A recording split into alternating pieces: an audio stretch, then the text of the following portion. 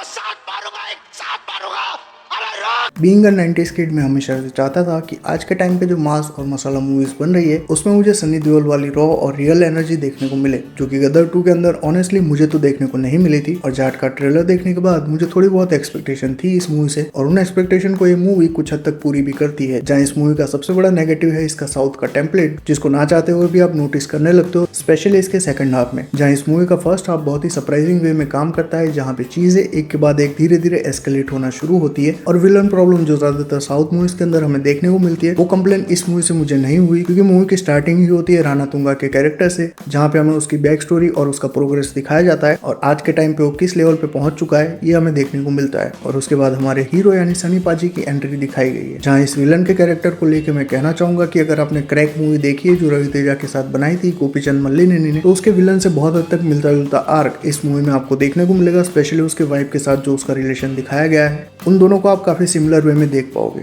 और सनी देओल का जो कैरेक्टर दिखाया गया है वो बहुत हद तक साउथ की उन मूवीज के हीरो की तरह दिखाया गया है जो किसी के भी आगे झुकने के नाम नहीं लेता, और चाहे कितने भी बंदे आ जाए वो उन सबको पेल के रख देता है। और सनी पाजी की पर्सनालिटी ऐसी है कि इनके ऊपर ये सारी चीजें बिलीवेबल भी लगती हैं, और स्क्रीन के ऊपर जब वो किसी बंदे को उठा रहे होते हैं तो आपको लगता है कि हाँ भाई सनी पाजी ये तो कर सकते हैं। और इसी चीज को मूवी की मेन यूएसपी मान सकते हो, जहाँ पे सनी देओल को इस लाइट में प्रेजेंट किया गया है कि आप उनको सेलिब्रेट करके ही वापस आओगे। और साथ ही जैसा मैंने बोला कि रवि तेजा की जो क्रैक मूवी थी उसके अंदर हीरो के जो एलिवेशन सीन्स दिखाए गए थे, उसी टाइप के कुछ यहाँ पे भी एलिवेशन सीन्स मूवी के अंदर दिखाए गए हैं, और वो उस लेवल में काम नहीं कर पाते। इवन दो इन दोनों ही मूवी में थमन ने बीजीएम दिया है और दोनों ही बीजीएम काफी अच्छी तरीके से काम कर जाते हैं अपनी अपनी जगह पे। पर क्रैक मूवी में जिस तरह से विजुअल और बीजीएम एक दूसरे को कॉम्प्लीमेंट कर रहे थे, वैसा इस मूवी के अंदर होता हुआ आपको नहीं देखने को मिलता, स्पेशली कुछ कुछ सीन्स के अंदर। और टेक्निकल डिपार्टमेंट की अगर हम बात करें तो मूवी के अंदर बहुत से एक्शन सीक्वेंस आपको देखने को मिलेंगे। इंडियन मूवीज के अंदर ज्यादातर मूवीज जहाँ पे एक्शन दिखाया जाता है उनकी सबसे बड़ी प्रॉब्लम ये होती है कि वायर वर्क्स के ऊपर वो ज्यादा ही डिपेंडेंट हो जाते हैं, जो कि स्क्रीन के ऊपर एविडेंटली दिख जाता है।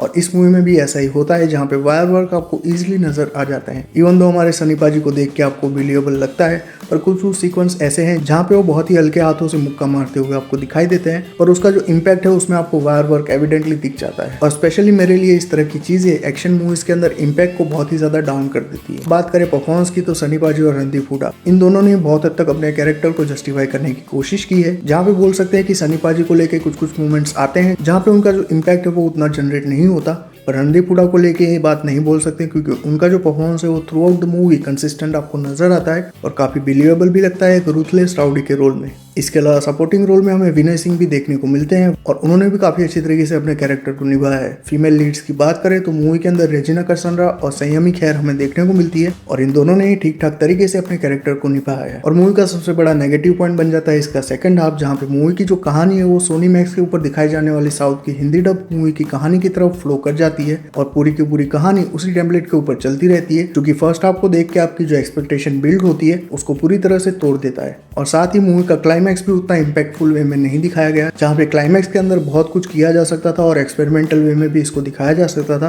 पर अनफॉर्चुनेटली क्लाइमैक्स के अंदर भी एक जेनरिक टेम्पलेट को फॉलो करके इसको दिखाया गया है। तो अगर आपको मास मसाला मूवीज इजीली एंटरटेन कर जाती है, सनी पाजी की अगर आप फैन हो, तो वन टाइम वॉच के हिसाब से मूवी डेफिनेटली आप देख सकते हो थिएटर्स में, अदरवाइज ओटीटी का वेट कर लेना। विद दैट बीइंग सेड, ये था मेरा ओपिनियन है इस मूवी को लेके। अगर आपने ये मूवी देख रखी है तो कमेंट्स में अपना ओपिनियन शेयर कर देना। वीडियो पसंद आया तो लाइक कर देना, और बहुत पसंद आया तो चैनल को सब्सक्राइब भी कर सकते हो।